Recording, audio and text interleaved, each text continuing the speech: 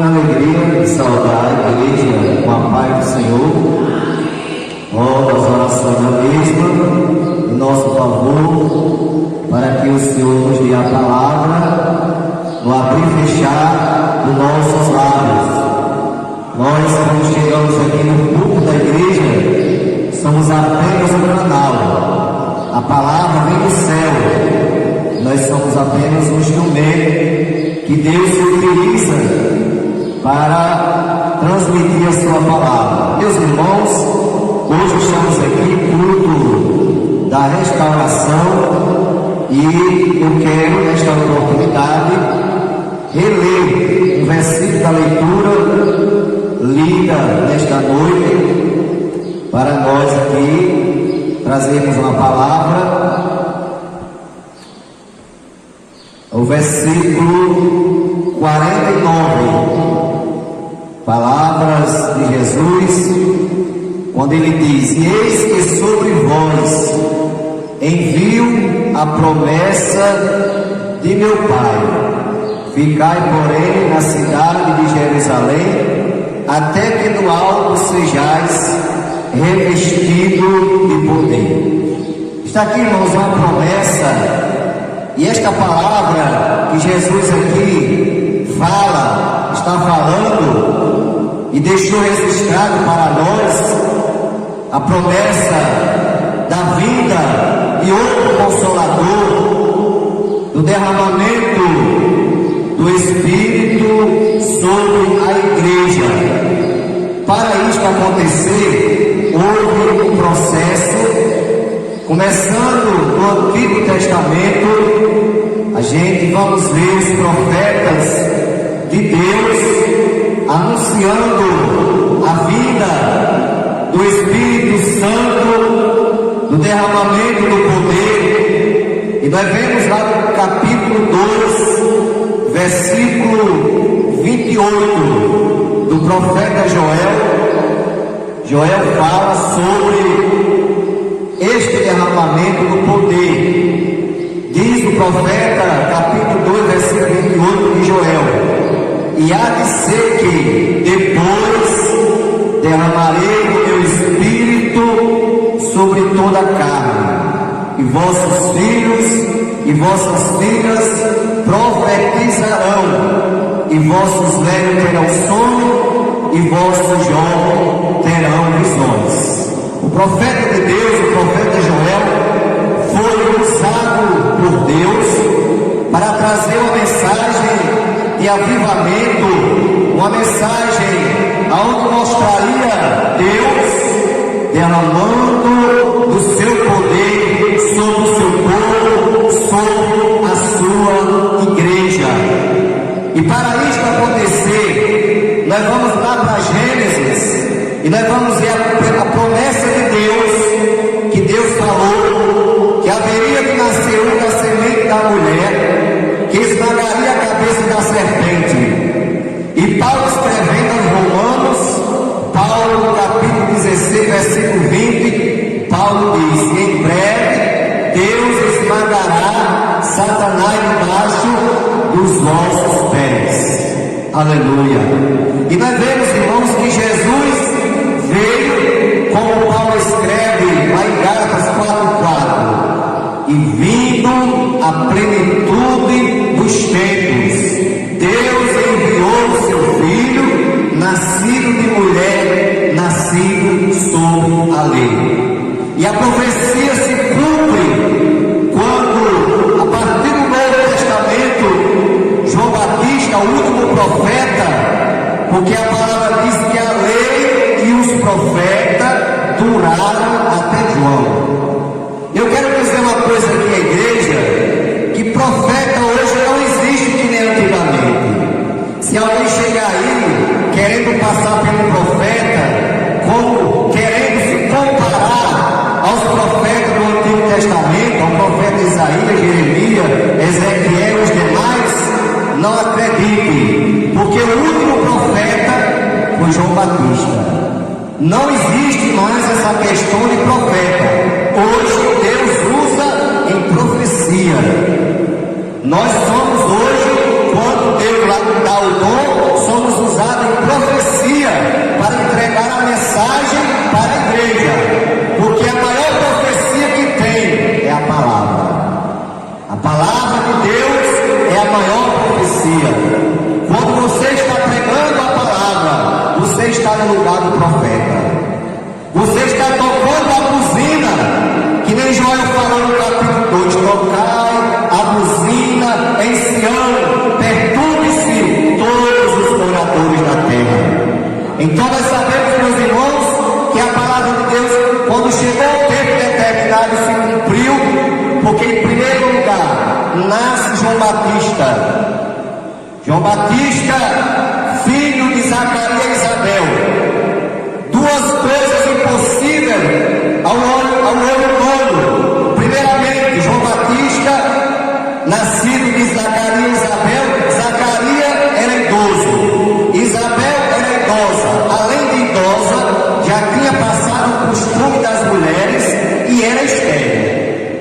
Mas o que eu me alegro, irmãos, é que Deus gosta de trabalhar no impossível. Deus deixa nós fazer o que cabe a nós fazer. Aquilo que está ao nosso alcance, Deus não faz por nós. Deus deixa nós fazer. Agora, aquilo que nós não podemos fazer, Deus faz por nós. Jesus, quando chegou no túmulo de Lázaro, Jesus disse assim: tirai a pedra. E alguém pode ter dito: mas por que ele não tira? Ele não tem poder, somente com olhar ele podia tirar essa pedra. Mas não, sabe por quê? Porque a pedra o homem podia tirar. Agora ressuscita Lázaro com ele, porque o homem não podia ressuscitar. O milagre da ressurreição era com ele. Agora tirar a pedra era com o homem. Tirar a pedra. E a Bíblia diz que é o anjo do Senhor, enviado por Deus a Zacarias para anunciar o nascimento de João Batista. E a Bíblia diz que o anjo anunciou que Zacarias seria pai. E Zacarias duvidou, ficou mudo. E o anjo falou para ele que ele só ia voltar a falar quando a criança nascesse. E se cumpriu. Sabe por quê, irmãos? Porque a palavra de Deus é fiel. Deus não é homem para que minta, nem filho do homem para que se arrependa. Eu posso até prometer alguma coisa ao irmão e vou cumprir, mas o Deus a quem eu sirvo ele cumpre. E Deus falou que ele só ia falar quando a criança nascesse. E chegou o tempo determinado, nasce João Batista, Isabel e Zacarias. E com 6 meses depois da gravidez de Isabel, quando Isabel estava com 6 meses grávida, a Bíblia diz que Deus envia o mesmo anjo para anunciar o nascimento de Jesus. Lá no capítulo 1, versículo 26 de Lucas, está escrito: e no 6º mês, ou seja, no 6º mês da gravidez de Isabel, e no 6º mês foi o anjo Gabriel, enviado por Deus a uma cidade da Galileia, chamada Nazaré, a uma virgem desposada com um varão cujo nome era José, da casa de Davi, e o nome da virgem era Maria. E o anjo anunciou a Maria que ela seria mãe. E Maria naquele momento disse: mas como? Vejo que não conheço varão. E o anjo disse: Maria, descerá sobre ti a virtude do Altíssimo, e o que de ti será gerado no teu ventre será gerado por obra e graça do Espírito Santo de Deus. Por isso que Paulo escreveu em Gálatas 4:4: e vindo a plenitude dos tempos, Deus enviou o seu Filho, nascido de mulher, nascido sob a lei. E nasce Jesus, normalmente como qualquer criança, apesar que quando Maria foi ter Jesus, começou Jesus a ser rejeitado a partir do momento do seu nascimento, porque não deram hospedagem a Maria para ter a criança. Tudo bem, Jesus nasce no estábulo, é colocado na manjedoura, cresce, com 12 anos está no meio dos doutores, interrogando, sendo interrogado, os doutores admirados com a sabedoria daquele menino de apenas 12 humanos Jesus tinha, mas tinha uma sabedoria maravilhosa, uma sabedoria poderosa. Por quê? Porque aquela sabedoria não vinha do homem, aquela sabedoria vinha de Deus. Aí às vezes você vê um irmãozinho analfabeto, não sabe nem ler, não sabe nem assinar o nome, mas quando pega no microfone, Deus usa ele, e você pensa até que ele é formado. Sabe por quê? Porque o Deus usa. É a sabedoria de Deus do ser humano, é a sabedoria de Deus do homem. E Jesus cresce, com quase 30 anos, ele procura o seu primo João Batista para ser batizado. E no outro lado, lá no Rio Jordão, estava João Batista pregando o reino de Deus e dizendo: arrependei-vos, porque é chegado o reino dos céus. Eu vos batizo com água para arrependimento, mas aquele que vem após mim é mais poderoso do que eu, cujas sandálias não sou digno de levar. Ele vos batizará com o Espírito Santo e com fogo. E em sua mão tem a pá, e limpará a sua eira, e recolherá do celeiro o seu trigo, e queimará a palha com fogo, que nunca se apagará. Aí Jesus chega para ser batizado por João. E quando João vê Jesus, lá no capítulo 1, versículo 29 de João, quando João Batista vê Jesus, aí mostra para a multidão: eis o Cordeiro de Deus que tira o pecado do mundo. Meus amados, na antiga aliança, o sumo sacerdote pegava um animal, um cordeiro, e um ano de nascido, sacrificava sobre o altar, derramando o seu sangue, espargindo o seu sangue, para simbolicamente cobrir o pecado da humanidade. Jesus, irmãos, não veio cobrir pecado, Jesus veio tirar o pecado. Aleluia. Jesus não veio cobrir pecado, Jesus veio tirar o pecado. Por isso que João disse: eis o Cordeiro de Deus que tira o pecado do mundo. E foi esse Cordeiro que tirou o nosso pecado. Foi através do sangue desse Cordeiro que fomos purificados do nosso pecado. Porque na farmácia você encontra comprimido para dor de cabeça, você encontra comprimido para dor no estômago, você encontra comprimido para qualquer dor do seu corpo, mas você lá não vai encontrar remédio para o pecado. Para o pecado, só o sangue de Jesus. Remédio para o pecado na farmácia não tem, é só o sangue de Jesus. E Jesus se aproxima de João, e João disse: Senhor, eu careço de ser batizado por ti, e vem tu a mim. Jesus disse: João, deixa por agora, para que se cumpra toda a justiça. E João batiza Jesus nas águas do Rio Jordão. Quando Jesus sai da água, o Espírito desce, o Espírito Santo desce, em forma corpórea de uma pomba, e se ouve a voz do céu que diz: este é o meu filho amado, em quem eu me comprazo. Aí Jesus ali, irmão, sai e vai ser tentado no deserto, passa 40 dias e 40 noites se preparando para o seu ministério na terra. Orou 40 dias e 40 noites, jejuou 40 dias e 40 noites, e a Bíblia diz que depois dos 40 dias chegou a ele o tentador. E o diabo foi tentar a Jesus. A igreja sabe, nós sabemos que Jesus tinha duas naturezas, a humana e a divina, 100% homem, 100% Deus. Como homem, ele sentia fome, sentia sede, sentia cansaço, sentia sono. E a Bíblia diz que Satanás chegou para tentar a Jesus. E Satanás sabia qual era a necessidade de Jesus naquele momento. Satanás sabia que era comida.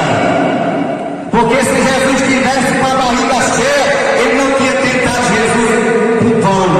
Não. Ele tentou Jesus porque sabia que Jesus estava com fome.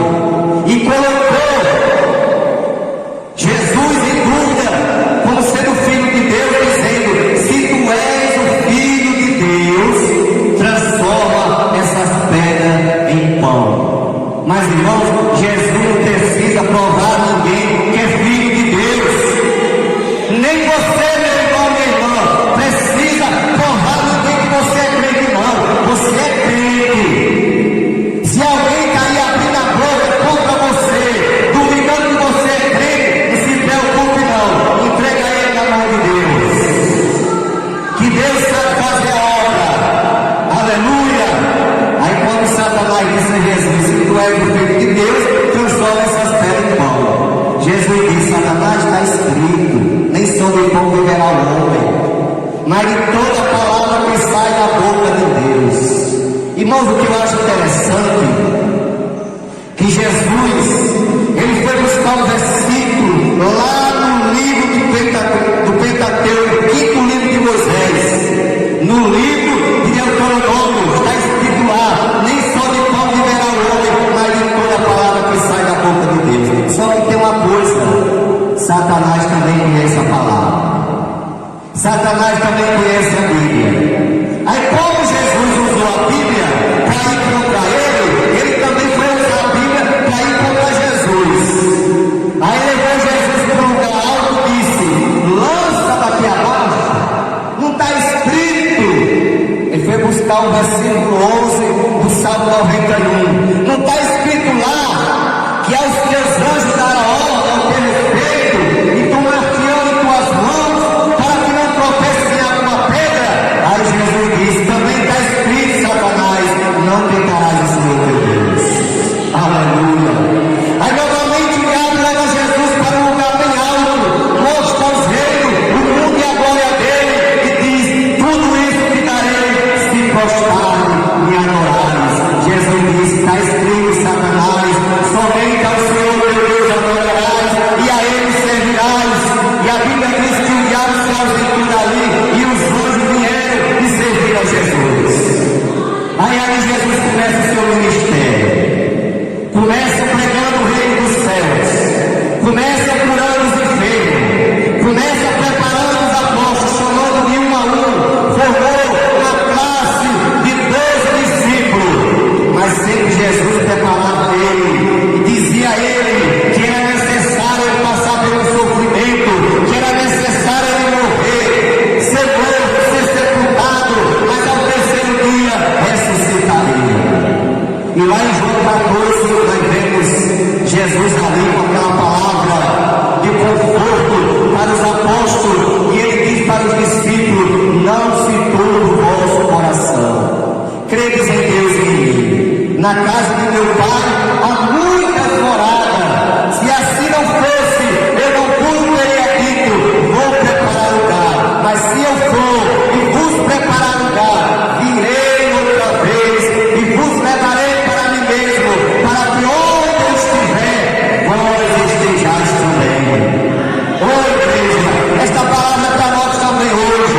Jesus está voltando para buscar a sua noiva, para buscar a sua igreja, e é preciso nós estar de pé, preparado, buscando a sua presença, buscando realmente uma restauração a cada minuto da nossa vida, nos restaurar na presença de Deus, sermos do grupo das 5 virgens prudentes, termos azeite na vasilha de reserva e azeite na lamparina, para que não falte azeite.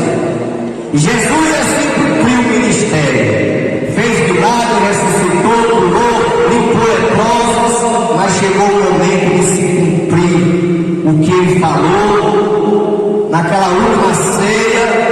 Quando ele estava ali celebrando a ceia, ele disse, um de vós me há de trair.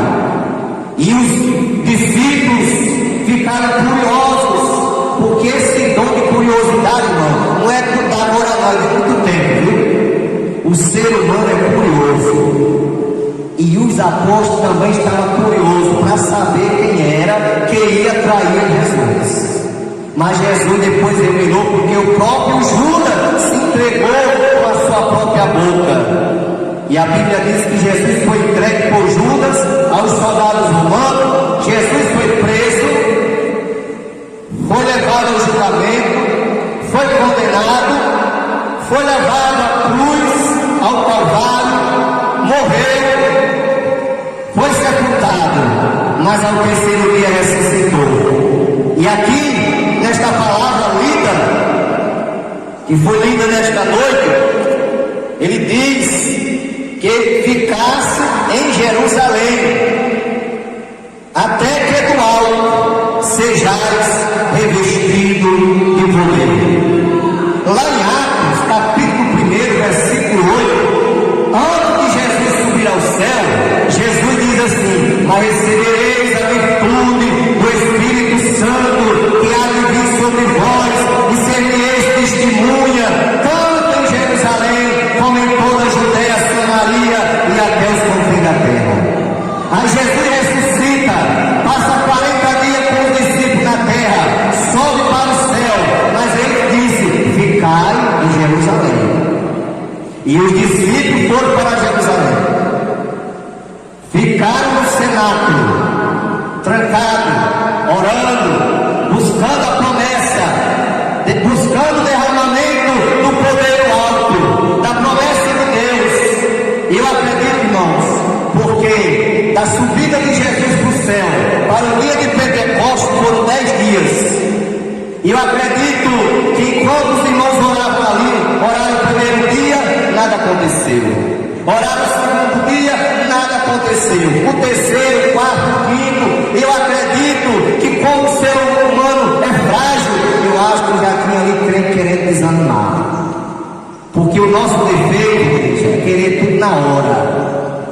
O nosso defeito é só se apegar ao Salmo 70. Apressa-te, ó Deus, em meu auxílio. A gente se esquece do Salmo 40. Espere com paciência no Senhor. Aleluia. E eu sei que passou o 7º dia, o 8º, 9º, aí o 10º dia, irmãos. Está lá no capítulo 2 de Atos.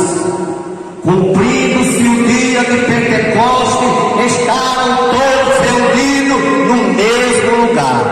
E de repente veio do céu um som de um vento veemente e impetuoso, e encheu toda a casa em que estava sentado.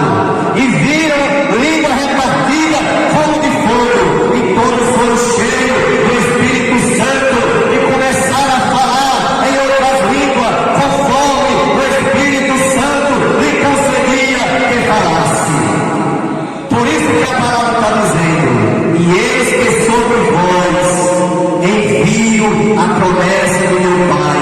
Ficai, porém, na cidade de Jerusalém, até que do alto sejais revestido de poder. Olha, igreja, Deus está pedindo, Deus está ordenando, Deus está dizendo para nós ficar em Jerusalém. Não vamos sair do lugar da bênção. Você está orando há quanto tempo? Há um ano? Não recebeu ainda não? Ore mais um pouquinho. Está orando há 5 anos? Não recebeu ainda não? Ore mais um pouquinho.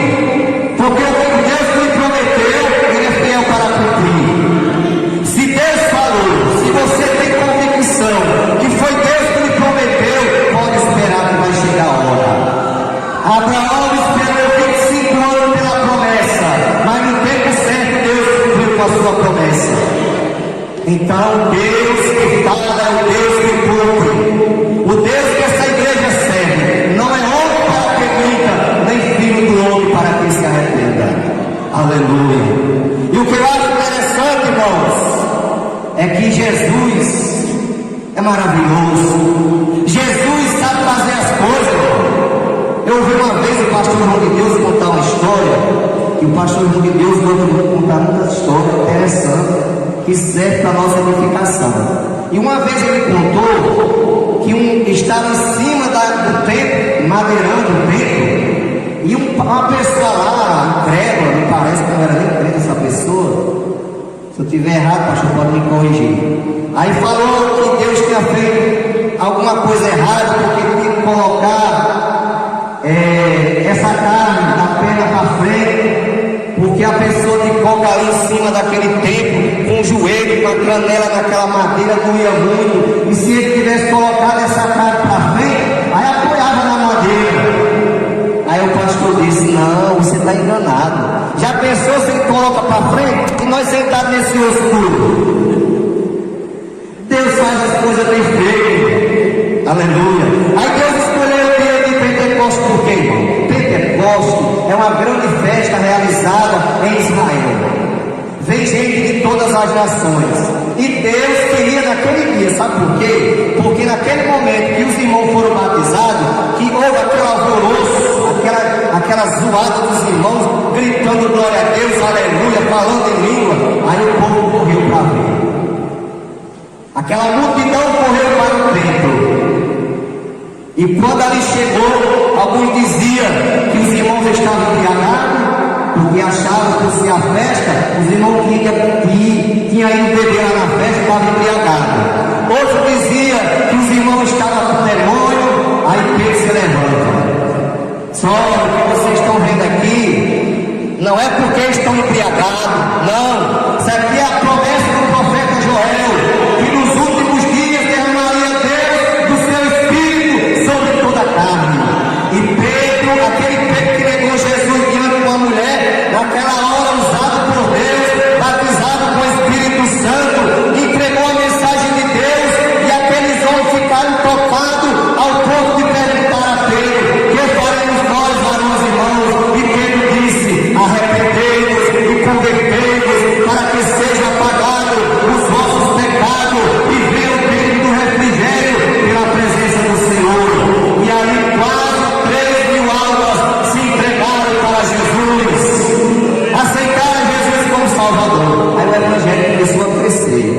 Como? Começou lá de Jerusalém, porque aquelas pessoas que aceitaram, que eram de outros países, já foram levando o Evangelho para o seu país, para a sua cidade, para o seu estado, e o Evangelho se alastrou na terra e chegou na Serra do Mel.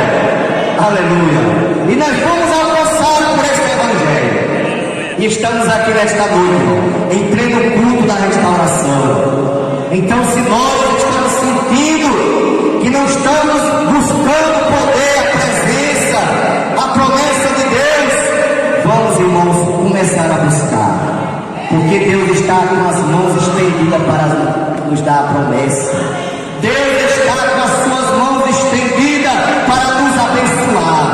Então não desista de orar. Sabe por quê? Porque muitas vezes o crente ora 1 ano, 2, 3, 4, 5 e pensa que Deus não vai chegar mais com a bênção e desiste. E muitas vezes Deus já está com a mão dele estirada para entregar a bênção. Aí na hora que eu desisto e recolho a minha mão, eu perdi a bênção de Deus. Por isso que devemos perseverar até o fim, perseverar em oração. Jesus ensina: olhai, vigiai e orai. Então, irmão, não podemos desistir de buscar as bênçãos de Deus. Não podemos desistir de orar. Não podemos desistir de buscar a restauração para a nossa vida, porque Deus está pronto para nos restaurar naquilo que for necessário. Deus está pronto, porque é bom, é maravilhoso, é poderoso e está aqui nesta noite no nosso meio, porque Ele diz, Jesus falou: onde estiver 2 ou 3 reunidos em meu nome, aí eu estarei no meio de vós. Então, querida igreja, que possamos perseverar e não desistir de buscar a promessa de Deus, de esperar o tempo de Deus e de orar o quanto for necessário. Aleluia. Eu já disse à igreja naquela vez que o pastor aqui me deu a oportunidade, que Jesus me curou no coração em 92. E eu não orei quase nada. Poucos dias de oração, em fase de 1 mês de oração, Jesus me curou. E eu já estou desde 2006 e Ele não me curou ainda. Sabe por quê? Porque tudo é no tempo. Aleluia. E eu não vou fazer que nem alguns estão fazendo aí, querendo obrigar Deus a fazer as coisas, não. Irmão, quem manda é Deus. É do jeito que Ele quer. A vontade de Deus é boa, é perfeita, é agradável. A vontade de Deus é soberana. Então que Deus te abençoe, Deus abençoe a cada um dos irmãos, das irmãs, igreja. Eu agradeço a Deus por essa oportunidade. Agradeço ao pastor Paulo Orlando pela confiança e que Deus abençoe a todos em nome de Jesus.